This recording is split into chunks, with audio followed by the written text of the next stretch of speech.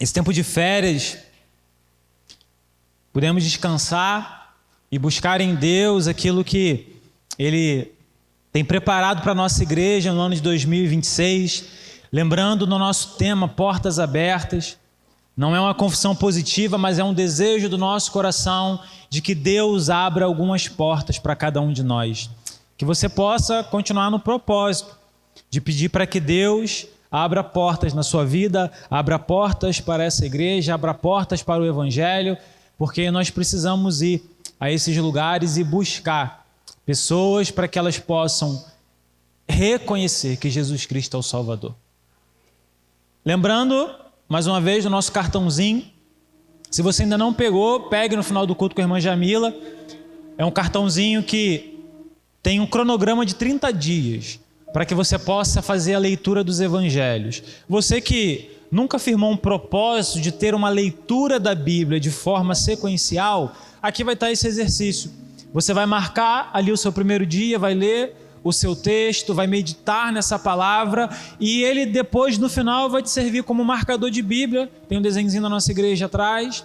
Então, que você possa olhar para ele com esse propósito de firmar com o Senhor esse propósito de ler a sua palavra todos os dias, período de 30 dias. E você talvez pela primeira vez vai fazer isso. A leitura dos evangelhos é muito fácil, é muito tranquilo. Eu tenho certeza que você será abençoado no final e no decorrer desse propósito que você firmar. Então, pegue esse cartãozinho com esse propósito no coração, de que você vai ler. E, gente, não é aquela coisa, esqueci de ler, eu vou pagar 2 vezes no dia seguinte. Isso aqui não é uma paga, sabe? Firme o propósito e faça. Coloque no teu coração e faça. Então, não é algo que você precisa ficar pagando no dia seguinte. Se esqueceu, faça no dia seguinte e continue nesse propósito, mas não desista, não abandone, amém? Estamos com uma nova série que se intitula Estamos Voltando para Casa. E essa série, ela é baseada na história da parábola do filho pródigo. Na semana passada, o irmão Glaucio já trouxe o começo dessa história. Essa história que será dividida em 4 partes. Nas 2 primeiras falaremos do filho mais novo. No domingo que vem falaremos do pai. E no último domingo falaremos do filho mais velho. O tema da mensagem de hoje é De Volta para Casa. Na semana passada, Glaucio falou sobre fora de casa. E agora nós vamos falar de volta para casa. Rompendo com a mentalidade de orfandade e restaurando a identidade de filho. A parábola dos perdidos, ela é uma crítica de Jesus aos fariseus e à religiosidade que exclui pessoas ao invés de resgatá-las, que afasta pessoas ao invés de restaurá-las. Isso está muito claro no começo do capítulo 15 do texto de Lucas, em que ali os fariseus eles estão criticando Jesus e dizendo: esse homem come com pecadores, esse homem está junto de pecadores. E aí Jesus então vem trazer a parábola dos perdidos. E a parábola dos perdidos vem para revelar o caráter de Deus. A primeira parábola é a parábola da ovelha perdida, em que uma ovelha se perde. Então o pastor deixa no aprisco em segurança as 99 e vai em busca daquela ovelha que se perdeu. A segunda parábola é a parábola da moeda perdida ou da dracma perdida, em que uma mulher possuindo 10 dracmas, ela perde uma delas. E aí ela varre a casa, ela procura, ela vasculha tudo e até que ela acha a moeda. E a terceira parábola é a parábola do filho pródigo, em que o filho perdido ele sai da casa do pai e depois ele retorna. E engraçado é que a primeira parábola, o pastor ele vai ao encontro da ovelha quando a ovelha se perde. Na segunda, a mulher, ela procura a moeda que se perdeu, mas o pai não vai atrás do filho. A ovelha é um animal que, quando ela fica desgarrada, ela não tem condições de voltar por si só. Ela fica perdida. Então, o pastor precisou ir buscá-la. A moeda, a dracma, é um objeto inanimado, não pensa, não tem vida. Se ficar num canto, ficará no canto. Ela por si só não consegue voltar. E a mulher então precisou varrer e procurar, vasculhar. Mas o filho tem total capacidade de voltar para a casa do pai. E é por isso que o pai não foi ao encontro do filho. Olha, tenho certeza que o Glaucio já falou na semana passada que a casa do pai, nessa série de mensagens, está representando a presença dele. Deus não vai te buscar para te trazer de volta para a presença dele, mas ele está de braços abertos te esperando voltar. Porque o filho tem total capacidade de voltar para a casa do pai. Não espere uma palavra do céu, não espere uma revelação especial, não espere alguém bater sua porta, porque o pai está te esperando. Para ter de novo, para ter novamente uma presença, um contato com ele, um relacionamento com ele. E o nosso foco será na parábola do filho pródigo, em que das três é que mais demonstra o caráter do pai, mais demonstra o caráter de Deus. E nós vamos falar sobre como nós podemos vencer essa mentalidade de orfandade. Porque a gente muitas das vezes se esquece de que nós somos filhos de Deus. Mas agimos como servos, agimos como escravos. E não entendemos que nós somos filhos. E o que tem atrapalhado e atrasado a igreja é essa mentalidade de orfandade. Porque estamos preocupados com um monte de coisa, enquanto o pai está dizendo: lancem sobre mim toda a ansiedade de vocês. Olhem para os lírios do campo. Eu estou com vocês. Seja forte e corajoso. Quantas promessas de cuidado na palavra. Mas a nossa mentalidade de orfandade não deixa com que a gente descanse nos braços do Senhor, nos braços do nosso Pai. O nosso foco será nessa atitude do filho, na atitude do pai, na atitude do outro, do irmão. E quando a gente faz um resumo da história e o que foi falado na semana passada, o filho mais novo, ele comete pelo menos 5 erros escandalosos para a cultura judaica daquela época. Os 5 erros do filho pródigo são erros escandalosos que vêm revelar, escancarar que não foi uma atitude qualquer, mas foram coisas terríveis. O primeiro deles, ele pede a herança antes da morte do pai. Talvez para mim e para você, nos nossos dias, isso é algo normal. Um filho pedir a parte da herança, naquela época era algo impensável. Porque pedir a herança trazia um sinal, trazia uma mensagem do filho dizendo: pai, eu quero que você morra. Eu não vejo a hora de você morrer.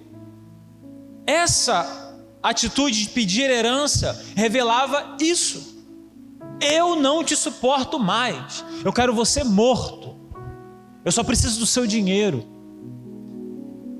E para uma sociedade patriarcal em que o patriarca da família é o esteio de todas as coisas, é a base de todas as coisas, pedir a herança antes do tempo é dizer: você não serve mais para nada. E quando Jesus lança essa parábola para aquele público já toma um baque, já toma um choque. E aí ele continua dizendo que esse filho mais novo pegou o dinheiro e foi para uma terra distante. O verdadeiro judeu, ele era patriota. Ele gastava o seu dinheiro dentro da sua terra. Era ofensivo para um judeu prosperar em outro lugar, porque aquela terra era a terra que o Senhor tinha dado por herança. Então, quando aquelas pessoas ouvem falar que aquele filho pega a sua parte da herança e vai gastar esse dinheiro em outro lugar, investir no PIB de outro lugar, para eles não é normal, não é natural, é ofensivo. E aí eles começam a olhar para aquela figura do filho mais novo e pensar assim: quem é esse garoto? Só que Jesus continua dizendo que aquele menino, aquele garoto, aquele filho mais novo gastou a sua herança de forma inconsequente. O judeu é muito conhecido por aquele que prospera, mas ele também é muito conhecido por aquele que investe bem o seu dinheiro. Um judeu não gasta dinheiro, isso é ensinado na cultura judaica. Ele não gasta dinheiro por bobeira. Alguns judeus são chamados até de mão de vaca, de sovina. Porque eles têm essa cultura de que dinheiro não leva desaforo. Não dá para brincar com o dinheiro. E aí quando aquele público escuta falar que aquele rapaz foi inconsequente da forma como ele gastou o seu dinheiro, e perceba que aqui o texto, apesar de alguma tradução, dá-se muito a entender que ele gastou o seu dinheiro com orgias, com prostitutas, com bebedeira. O que a versão na NVI fala foi que ele gastou de forma inconsequente. Não necessariamente com mulheres, festas e nada disso. Pode ser que ele tenha gasto com essas coisas, mas pode ser também que ele simplesmente esteja gastando dinheiro de forma inconsequente, assim como eu e você. Muitas das vezes estouramos o nosso cartão de crédito e dizemos: não importa o valor, o que importa é quantas vezes a gente parcela, não é? Agora, quando isso é feito de forma inconsequente, sem um planejamento, para aquele público era algo impensável. E aí esse menino ele vai e começa a trabalhar com porcos. E aí o negócio piorou, porque todo mundo sabe que o judeu olha para o porco e entende que, através da lei de Moisés, era um animal impuro. O judeu não tocava em porco. Era impensável. Era inadmissível. E a coisa vai tal extremo que esse garoto, esse jovem, quer comer a comida dos porcos. E aí que o caldo entorna. E aí aquele público talvez pensando assim: esse daí não tem jeito. Então, quando eu fiquei pensando nesse rapaz, pensa assim: aquela pessoa que bate na mãe é esse rapaz. É assim que a sociedade vê esse rapaz. Aquela pessoa que espanca a mãe com um cabo de vassoura, dá raiva, gera asco na gente. É esse menino. E por que Jesus faz isso? Porque Jesus estava querendo ensinar para aqueles fariseus o motivo pelo qual ele comia, ele se assentava, ele convivia com esse tipo de gente. Jesus precisou pegar um personagem e descer esse personagem ao mais profundo abismo, para que aquelas pessoas pudessem entender o motivo pelo qual ele, Jesus, fazia isso. As atitudes do filho trouxeram vergonha e um prejuízo enorme para o pai, porque o texto vai dizer que aquele homem pegou a sua propriedade e dividiu entre os dois. O filho mais velho também ganhou a herança. Agora esse menino pega a herança e vende. O que era herança? Era terra. Esse pai provavelmente pegou a terra e teve que vender um pedaço da terra. Ele não só vendeu algo que era valioso, mas algo que rotineiramente lhe dava lucro. Olha como é que vai descendo cada vez mais a atitude desse filho. E agora o filho está numa terra distante, sozinho e sem recursos. Mas então ele decide voltar para casa. E aí nós vamos aprender com ele algumas atitudes que vão fazer com que a gente rompa essa mentalidade de órfão. E eu quero ler agora esse trecho do texto, que se encontra em Lucas 15, do 17 ao 19. Eu fiz o resumo, mas agora entra a história da nossa mensagem. Lucas 15, 17 e 19 diz assim: caindo em si, ele disse: quantos empregados de meu pai têm comida de sobra, e eu aqui morrendo de fome? Eu me porei a caminho e voltarei para o meu pai e lhe direi: pai, pequei contra o céu e contra ti. Não sou mais digno de ser chamado seu filho. Trata-me como um de seus empregados. Esse filho então ele volta. E aqui eu quero trazer para você, para o seu coração, 3 atitudes para romper com a orfandade. 3 atitudes para romper de uma vez com essa mentalidade de órfão. E a primeira delas é: tenha uma consciência de que é melhor estar ao lado do pai do que em outro lugar. É melhor estar ao lado do pai do que em qualquer outro lugar. Salmos capítulo 84, verso 10 diz assim: melhor é um dia nos seus átrios do que 1000 em outro lugar. Prefiro ficar à porta da casa do meu Deus a habitar nas tendas dos ímpios. O salmista diz que melhor é um único dia da minha vida ao lado de Deus do que viver 1000 dias longe dele. Perceba o coração desse salmista.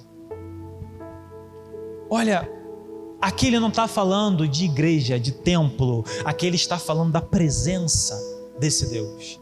Melhor é estar um único dia na sua presença do que viver 1000 anos longe dela.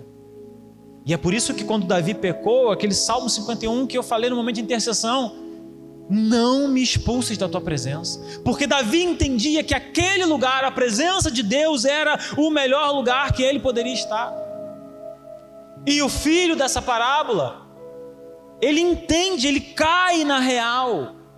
Mas veja como que é a vida, não é? Quando ele pede herança, o que ele está declarando? Eu quero que o pai morra. Eu quero que o pai me deixe, suma da minha vida. Não quero mais saber de você.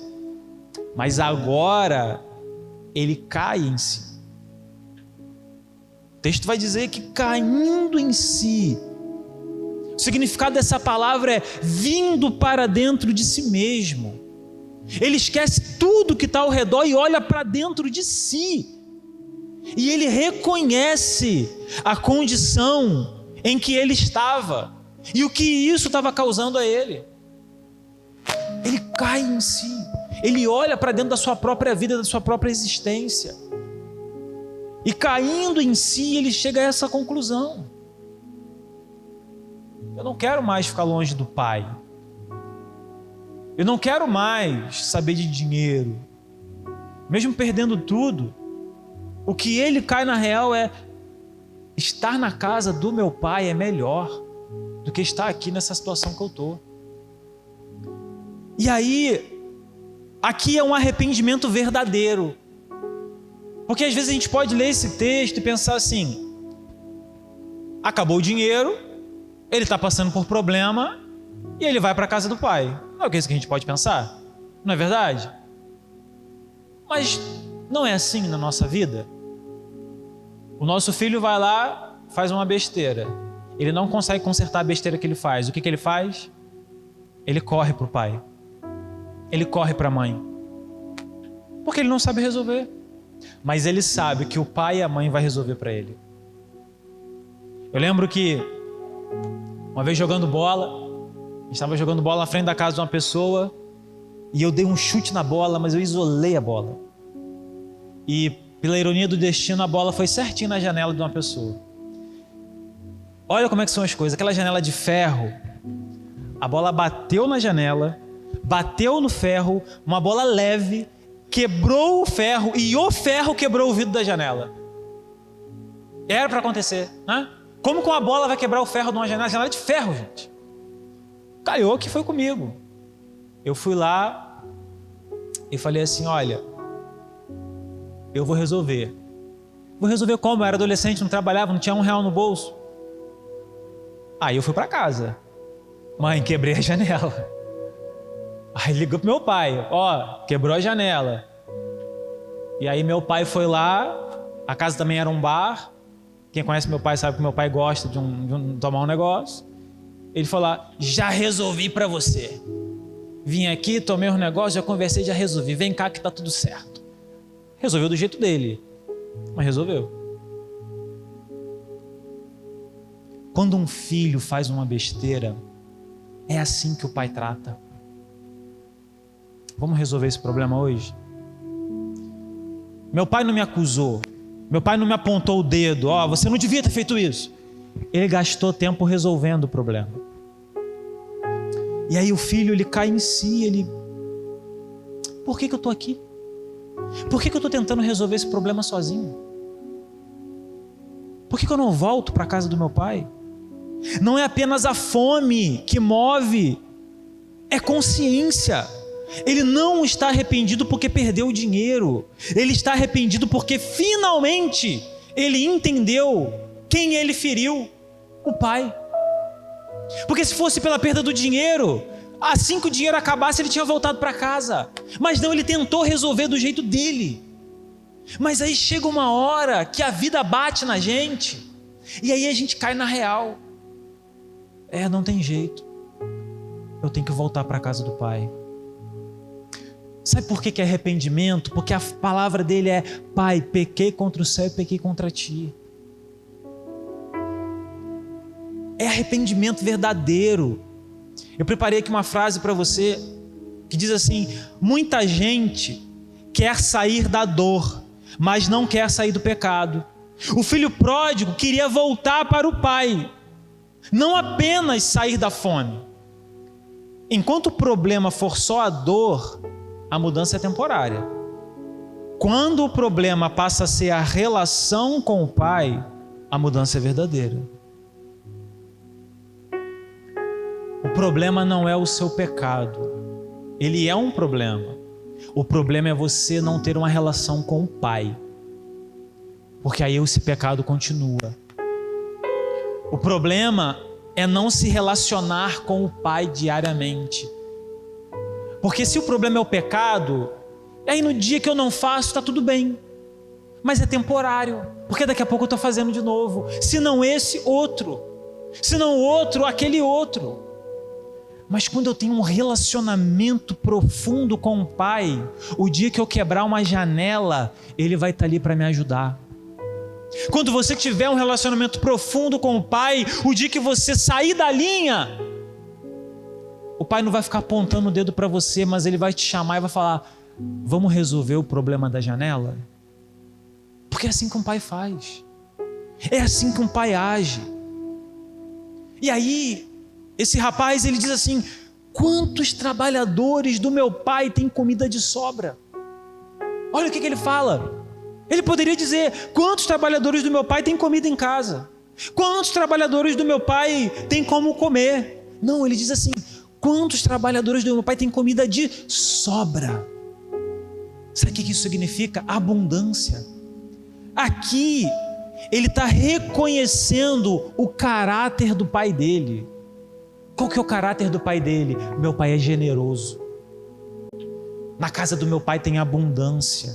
Os empregados do meu pai não só não passam fome, mas como sobra, tem banquete, tem churrasco todo final de semana. E é churrasco com picanha, não é qualquer churrasco. O pai é generoso. Ele não dava apenas sustento, mas ele dava abundância. O pai não quer te dar só sustento, o pai quer te dar abundância.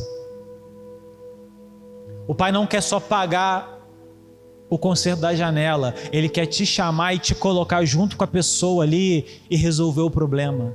Abundância. Mas a nossa mentalidade de órfão, de que Deus é só Senhor, é assim: quebrei a janela, mereço a punição. Quebrei a janela, mereço ser repreendido. Quebrei a janela, mereço sofrer. Às vezes é assim que a gente pensa. Às vezes é assim que passa. Cometemos um pecado, pedimos perdão a Deus, Deus nos perdoou, mas a gente fica: eu não mereço, eu não sou digno. Não, não é. Mesmo se você não tivesse cometido aquele pecado, você continuaria não sendo digno. Você continuaria não sendo merecedor da presença do Pai. Mas aqui o jovem diz: lá tem abundância, lá tem comida de sobra. Na presença do nosso Pai tem abundância, tem comida de sobra. A gente não precisa ficar pedindo migalhas por aí. A gente não precisa ficar debaixo da mesa de nada, de ninguém, esperando migalha cair dessa mesa, porque na casa do nosso Pai tem banquete. Na casa do nosso Pai tem fartura. Na casa do nosso Pai tem abundância. Está na hora de você parar de comer as migalhas que o mundo está te dando para receber o banquete celestial. Receber o banquete do Pai. E foi isso que esse rapaz entendeu. Aqui, nas minhas escolhas, na consequência das minhas atitudes, tem fome. Porque ele diz: aqui eu pereço de fome. A fome física revela uma fome mais profunda, a ausência do Pai. A fome física só revelava alguma coisa que estava dentro daquele rapaz, a ausência do Pai. Toda dor revela uma carência, e toda carência aponta para uma necessidade de Pai. Toda dor vai revelar uma carência, e essa carência mostra para mim e para você que nós temos uma necessidade, um Pai na nossa vida. E aí agora, falando de pais terrenos, isso já foi comprovado, que a presença de um pai dentro de casa pode mudar o destino de uma criança. Tem até um filme que fala sobre isso, acho que é Corajosos o nome do filme, depois você pode procurar. Foram pais que se uniram para estar na vida de seus filhos, porque nos Estados Unidos foi feita uma pesquisa que grande parte dos encarcerados dos Estados Unidos começaram na vida do crime por conta da ausência de um pai dentro de casa. Não estou dizendo que o pai é mais importante que a mãe, os dois são importantes.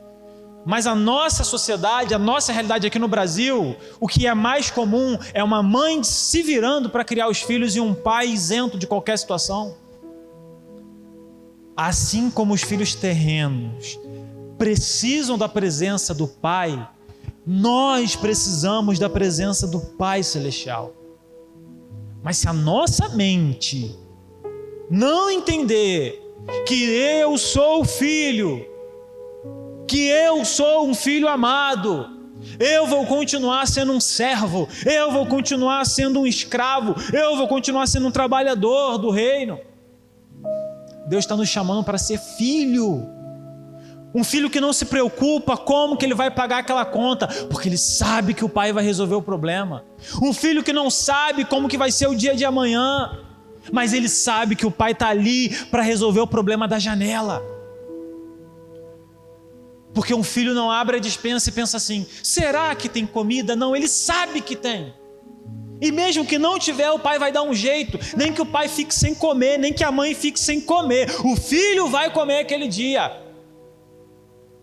E é por isso que você não precisa se preocupar se vai ter pão na tua mesa, porque o Senhor garante o pão na mesa dos justos. Ou você não crê nisso? Ou você não confia nessa palavra de que o Senhor te dará o pão de cada dia? É promessa, não é promessa de um Senhor, é promessa de um Pai. Esse Pai. E finalmente o filho entende que a presença do Pai é o único lugar que traz segurança para ele. Ele finalmente entendeu. Precisou passar por um monte de coisa para enfim ele entender. E aí é que eu te falo: não espere passar por um monte de coisa para enfim você entender que a presença do Pai é o melhor lugar que você tem que estar, que é na presença do Pai que te tem segurança. Então entenda de uma vez por todas que é melhor estar ao lado do Pai do que em outro lugar. Quem que está entendendo isso? Quem aqui quer ter uma mentalidade de filho de uma vez por todas? Recebe essa palavra. Se você está entendendo, toma isso como uma verdade na sua vida. Eu sou filho amado. A Hélida brinca muito com Álvaro e Charlene. E toda vez que a gente se encontra, a Charlene chama ela de herdeira. Porque toda vez que a gente fala alguma coisa, que a gente está com alguma dificuldade, ou que a gente quer alcançar um objetivo muito alto, aí a Hélida fala assim para Charlene e Álvaro: fica tranquilo, eu sou herdeira. Sou filha do Deus vivo. Olha, gente, não é soberba, é mentalidade de filho. Por que eu vou me preocupar? Eu sou herdeiro, ela é herdeira, acho que ela tem até uma camisa, né? Herdeira. E todas as vezes que a gente fala alguma coisa, a Charlene lembra: e aí, herdeira, tudo bem? É mentalidade de filho. Coloquei na minha cabeça que eu sou filho e acabou. Coloquei na minha cabeça que o pai cuida de mim e acabou. Qualquer problema que vier à minha frente, meu pai vai me ajudar a resolver. Só que a solução é do jeito dele, não é do nosso. A solução é da maneira dele, não é na nossa. Porque às vezes a gente quer se livrar do problema, mas às vezes Deus quer outra coisa. E aí vem a segunda atitude, que é: tome uma atitude urgente, independente do que vão pensar de você. Porque isso é um grande problema. A gente se preocupa demais com a opinião dos outros, não é? A gente se preocupa demais com o que os outros vão achar. Todos nós somos assim, uns em grau maior, outros em grau menor, mas todos nós somos assim. A gente se preocupa demais com o que os outros vão falar da gente. Olha, meu amado, minha amada, pare de se preocupar, porque vão falar de você de qualquer jeito. Faça. Se Deus está te impelindo de fazer alguma coisa, faça. Se Deus está te direcionando para fazer alguma coisa, faça. Se os outros falarem, problema, é ibope. É marketing de graça para você. Deixem que fale. Mas tenha certeza de que o que você está fazendo está sendo ordenado pelo Pai. Esse rapaz tem plena consciência do que ele fez. Lembra do que eu falei no começo? Para o público daquela época, aquilo era pesado demais. Eram atitudes escandalosas. Eram atitudes terríveis, horríveis. Só que quando esse garoto caiu na real, ele poderia ter pensado assim: eu não vou voltar para a casa do pai depois do que eu fiz. Os trabalhadores vão me olhar de olho torto. Podem até fazer um motim contra mim. Podem fazer, olha a ansiedade batendo. Podem fazer isso, podem fazer aquilo. Aí começa, nem sabe o que vai acontecer. Mas esse garoto, sabe o que ele faz? Ele olha para a realidade dele. Porco de um lado, porco do outro, dentro do chiqueiro, cheio de fome. E ele pensa: vou voltar. Se quiserem falar, que falem. Só que quando Jesus fala isso, aquele público pensa assim: ah, não, ele não vai ter a cara de pau de voltar. Depois do que ele fez, ele não vai ter essa cara de pau. Pois é, mas ele volta. Porque ele entende o coração do Pai. Ele conhece o caráter do Pai. E aí, ele volta. E o que está na cabeça dele é: vou dizer para o meu Pai, pequei contra o céu e contra ti. Esse rapaz errou em tudo que ele poderia errar. Todas as ações que ele teve para acertar, ele errou todas. Ele tirou 0 na prova. Aos olhos da sociedade, ele havia se tornado desprezível. Ele desonrou o pai, a família e a si mesmo. Ele tocou no ponto mais fundo da sua própria queda.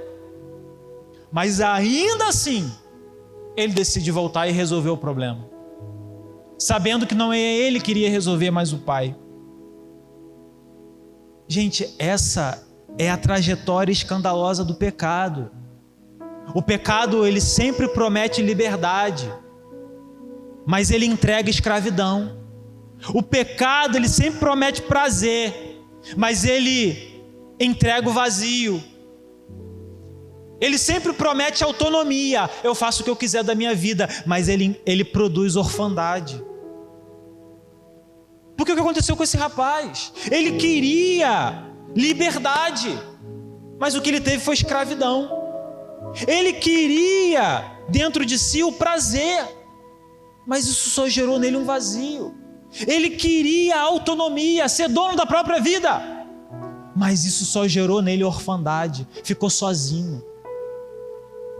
Olha, o pecado, ele é sedutor, mas ele promete um monte de coisa e não entrega coisa nenhuma. Ele promete um monte de coisa boa, mas só entrega coisa ruim. E ele percebe isso. Ele entende isso. Essa escandalosa trajetória do pecado. Mas ele também sabia de outra coisa. O pai era o único que poderia ajudá-lo nesse momento. E a atitude desse filho mostra para mim e para você que Deus é o único que pode te ajudar nesse momento. Eu não posso te ajudar. Deus é o único que pode te ajudar. Seu trabalho não pode te ajudar, sua família não pode te ajudar, porque quando a questão é com o pecado, só Deus, só o Pai pode resolver. Quando o problema é uma janela quebrada, aquilo que se quebrou, se espatifou, é só o Pai que resolve. É só o Pai que pode resolver. Leia comigo o texto de Romanos 5:20, que diz assim: a lei foi introduzida para que a transgressão fosse ressaltada, mas onde aumentou o pecado, transbordou a graça. Aquele garoto tinha muito pecado, um monte, dos piores possíveis. Talvez você tenha os piores pecados. Talvez você tenha entrado aqui todo manchado, todo sujo de pecado. Mas quanto mais fundo o homem cai, mais alto Deus se revela em graça. A queda desse rapaz foi profunda, mas a graça foi escandalosa. A graça de Deus, ela é escandalosa, porque os fariseus não conseguiam entender isso. A escandalosa graça de Deus, de pessoas que não mereciam, como aquele rapaz que só merecia a pior das coisas, por tudo que ele fez. Mas aqui já está se construindo uma ideia de que o Pai vai resolver esse grande problema, derramando a sua graça sobre ele, porque a graça de Deus é escandalosa. A graça de Deus, ela é derramada. Enquanto mais alto é o nosso pecado, mais alta é a graça de Deus. Enquanto mais fundo nós entramos na lama do pecado, mais Deus vai nos buscar. Estende as suas mãos com a sua graça redentora. Então não importa o que você tenha feito, qual janela você tenha quebrado, o que importa é que a graça de Deus é escandalosa para mim e para você. O que importa é que tem perdão e libertação para você. Mas é preciso entender que nós somos filhos. É preciso entender que nós vamos ser abraçados pelo Pai. A graça de Deus vem para libertar, e às vezes a religião vem para aprisionar. É o que os fariseus estavam dizendo, criticando. Esse homem, ele come com os pecadores, esse homem se senta na mesa de pecadores. Aí eu vou traduzir para você, eu vou contextualizar para você. Esse homem senta com prostituta, esse homem senta com cobrador de impostos que fica roubando nosso dinheiro, esse homem anda com político, esse homem aí está andando, sentando lá com cachaceiro, esse homem está sentando com aquele cara que traiu a esposa, esse homem está sentando com aquele cara que bate nos filhos, que agride a mulher, esse homem está sentando com ele. Eles não merecem. Esse homem está sentando com pedófilo, esse homem está sentando com bandido, esse homem está sentando com traficante. Porque quando a gente começa a trazer para a nossa realidade, a gente diz: não, mas o pedófilo não merece mesmo não. Não é? Não é o que a gente pensa? Aquele filho merecia? É claro que dá raiva. É claro que dá um sentido de revolta. Mas a graça é escandalosa para quem aceita, para quem não aceita. E é isso que Jesus está dizendo. A graça está sendo derramada para aqueles que reconhecem os seus erros. Pequei contra o céu e contra ti. Porque quando a gente fala isso, quando eu falo isso, dá a entender assim, que o traficante pode continuar sendo traficante, o pedófilo pode continuar sendo pedófilo, o agressor pode continuar sendo agressor. Não é isso não. O que o texto diz é: pequei contra o céu e contra ti. Reconhecimento. Quando há arrependimento, a graça é derramada. Quando há consciência, quando a gente cai em si, a graça é derramada instantaneamente. Você quer a graça de Deus? Reconheça: pequei contra o céu, pequei contra ti. E aí o contra ti é aquela pessoa que você precisa reconhecer que você errou. É aquela pessoa que você precisa pedir perdão. Ou é aquela pessoa que você precisa aceitar o perdão. é reconhecimento. E aí vem a terceira verdade, que é necessário criar essa identidade de filho. Olha o que esse rapaz, ele vai dizer. Porque até aqui ele reconhece um monte de coisa, mas ele não reconhece a identidade de filho. Porque ele diz: eu não sou digno de ser chamado seu filho. É o que ele vai dizer para o pai. Eu não sou digno de ser chamado seu filho porque eu fiz muita besteira. Eu quebrei a janela muitas e muitas vezes. E aqui está um erro muito comum. Acharmos que a nossa identidade de filho é construída pela perfeição das nossas atitudes. Achar que a nossa identidade de filho é construída por uma vida ilibada, uma vida perfeita, sem pecado, sem erro. Você é filho e pronto, independente das suas atitudes. E é o que esse rapaz ainda não estava entendendo.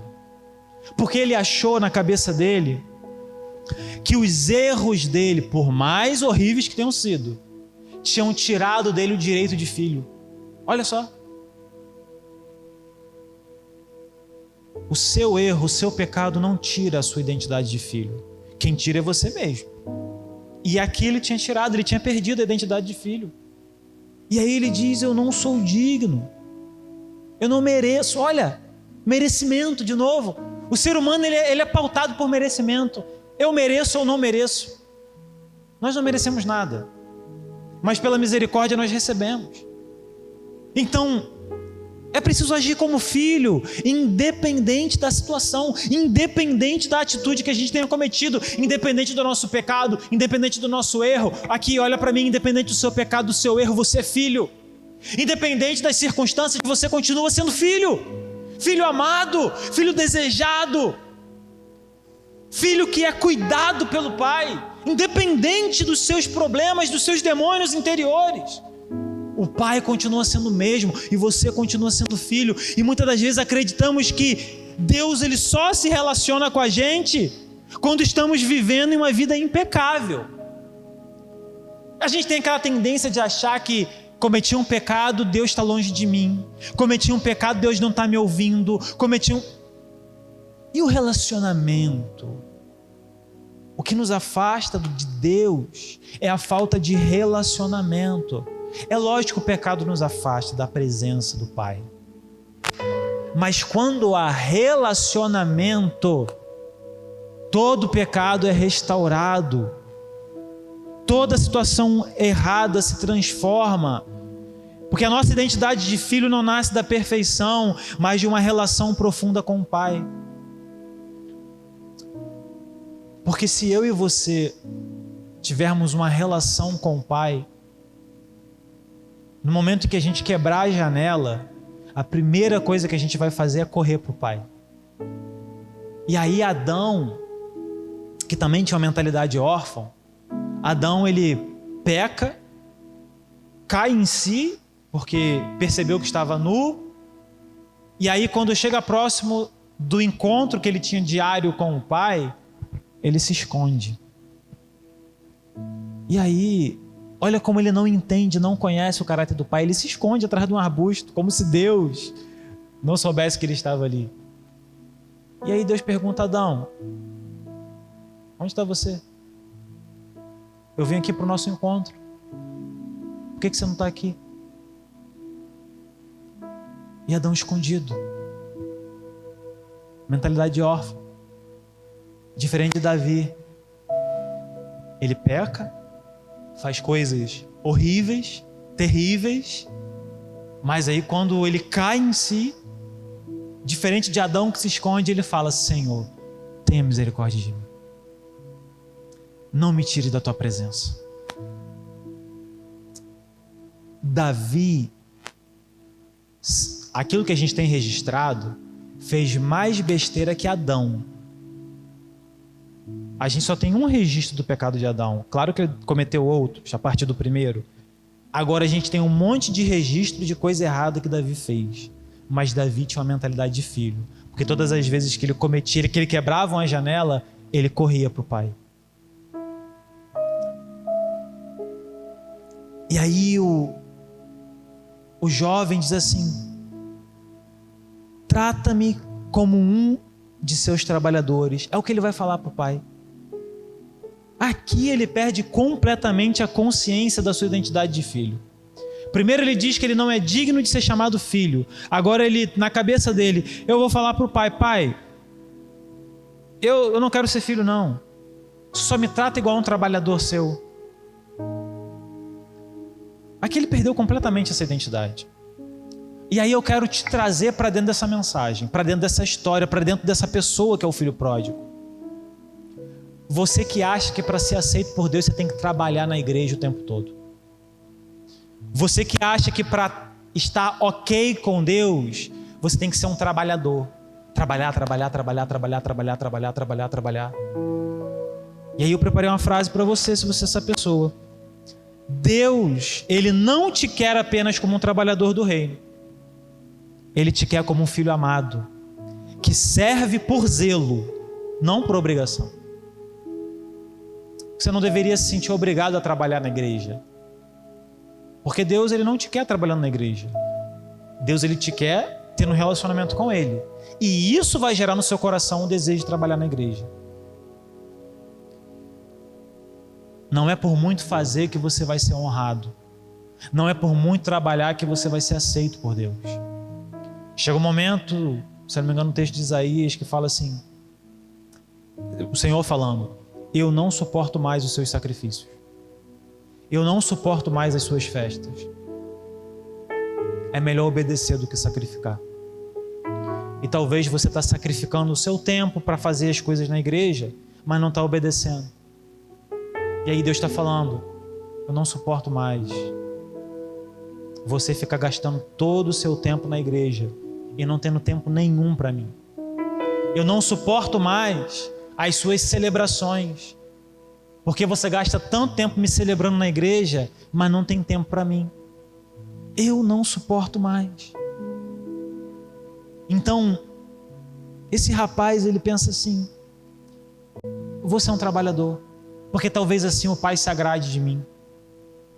Olha, é necessário ajustar o nosso coração diante dessa situação.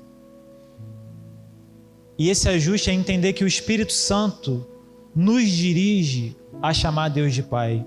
Olha o que o texto de Gálatas 4 fala. E porque nós somos filhos, é uma afirmação, nós somos filhos, Deus enviou ao nosso coração o Espírito de seu Filho, e por meio dele nós clamamos: Abba, Pai. A tradução desse termo Abba, Pai é paizinho, é intimidade. Sabe, é igual Miguel quando ele vem e fala assim: papai. E aí o coração do pai se derrete. E o texto diz, Paulo diz em Gálatas, que o fato de sermos filhos de Deus, Deus colocou em nós um espírito que nos impele, que nos move a chamar Ele de Pai. O Espírito Santo está dentro de você, meu amado. E Ele precisa mover em você esse desejo de olhar para Deus e falar assim: Pai, Paizinho, eu quero ter um relacionamento com você. Eu quero ter um relacionamento profundo. Eu não quero mais ser um escravo da igreja. Eu não quero ser mais um trabalhador da igreja. Eu quero ser seu filho amado. Mas aí você quebrou a janela. A janela está quebrada. Mas essa janela quebrada não tira a sua identidade de filho. A janela quebrada não te tira da família de Deus. Ela só revela que você precisa do Abba Pai para resolver o teu problema, para pagar a tua conta. E aí, não importa quantas janelas você tenha quebrado, quando você clamar: Pai, me ajuda, Ele vai te ajudar. Mas lembra do que eu falei? O pastor foi até a ovelha, a mulher foi até a moeda, mas o pai esperou o filho. E talvez o que o pai está esperando é que você vai de encontro a Ele e diga: Pai, pequei contra o Senhor. Mas diferente do filho pródigo, você vai dizer: mas eu sou seu filho, trata-me como tal, me perdoa. Eu não consigo ficar com raiva do meu filho quando ele faz uma coisa errada. Deus não fica com raiva de você. Ele não está irado com você. Ele só está esperando de braços abertos você voltar para a presença dele, você voltar para casa. E o tema dessa mensagem é: de volta para casa, de volta para a presença do Pai, de volta para os braços desse Pai. Eu não sei quais os erros que te levaram até esse ponto da sua vida, mas o que eu sei é que o mais importante é restabelecer a sua identidade de filho e restaurar o relacionamento com o Pai. Não importa o que aconteceu, não importa a janela que você quebrou, o que importa é restabelecer essa identidade. Você é um filho, uma filha amada de Deus. Jesus, ele trouxe para os fariseus a ideia de alguém que errou muito, errou todas as vezes que ele podia errar, mas que olhou para dentro de si mesmo e entendeu que precisava do Pai. Alguém que teve uma atitude escandalosa, mas que não se importou, olhou para dentro de si, reconheceu o seu pecado, se arrependeu e foi atrás do Pai. E é o que eu quero te desafiar essa noite, deixa de lado a janela que você quebrou, vai de encontro ao Pai, restabelece de novo esse relacionamento. Você é filho amado, larga esse pecado, para de comer comida de porco, porque isso não está te fazendo bem. Deus quer te tirar da lama desse chiqueiro e restabelecer a sua identidade de filho. Deus te ama e Ele quer te restaurar por completo. Independente de quantos pedaços o vidro dessa janela tenha sido quebrado, Ele vai restaurar todas as coisas. Deus é um grande vidraceiro, que Ele consegue fazer a melhor janela do mundo, o melhor vidro de janela, não importa o quão quebrado ele esteja. Quero te convidar a ficar de pé. Se essa mensagem falou o seu coração, que você se renda diante desse Pai. Se você nunca olhou a Deus como Pai de verdade, com essa ótica, agora é o momento. Não estou dizendo que a tua vida vai ser fácil. Não estou dizendo que os seus problemas serão resolvidos num estalar de dedo, num piscar de olhos. O que eu estou dizendo é que você vai ter um Pai do teu lado. O que eu estou dizendo é que o Pai está contigo. O que eu estou dizendo é que o Pai não te quer no chiqueiro. O que eu estou dizendo é que o Pai quer consertar essa janela quebrada. O que eu estou dizendo é que esse Pai quer restaurar um relacionamento de filho. Você não é apenas um servo, você também é um servo. Mas essa ótica que eu quero trazer é: você é filho. Filho amado, filha amada. Não importa o que aconteceu até aqui, o que importa é restaurar essa identidade de filho. Então que você possa celebrar esse encontro com o Pai. Estamos voltando para casa. Que 2026 seja o ano em que você vai restaurar o relacionamento quebrado com o Pai. Que 2026 seja o ano que finalmente essa sua inconstância da vida cristã vai acabar.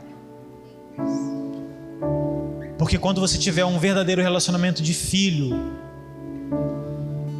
até as janelas quebradas não vão te tirar da presença do Pai. 2026 é um ano de portas abertas. E a primeira porta que tem que se abrir é a porta do relacionamento com Deus. E essa porta vai abrir todas as outras. Vamos adorar o Senhor? Depois eu quero orar pela sua vida, orar com você.